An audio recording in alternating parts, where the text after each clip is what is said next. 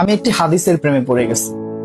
হাদিসটা হচ্ছে ঠিক এমন যে যখন বান্দা একটি ঘরে কান্না শুরু করে এবং তখন আল্লাহর ফেরেশতারা বলে যে আল্লাহ, তোমার এই বান্দাটা কি জন্য কষ্ট পাচ্ছে, এবং ফেরেশতারা আল্লাহর কাছে কান্নাকাটি করে বলে যে তার মনের ব্যথাকে তুমি আল্লাহ কমিয়ে দাও। তখন আল্লাহ তাআলা বলেন যে আমার বান্দা এমন কোনো কিছুর মায়া পড়েছিল বা ভালোবেসেছিল যা আমার চাইতে সে বেশি ওই জিনিসটার প্রতি ভালোবেসে ফেলেছিল।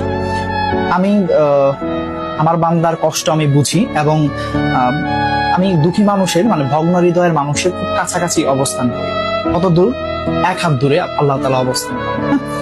এবং আরেকটা কথা হচ্ছে, ফেরেশতারা তখন বলতে থাকে, আল্লাহ তুমি চাইলেই কি সেই বান্দার সেই অভাবগুলো তুমি পূরণ করতে পারো না?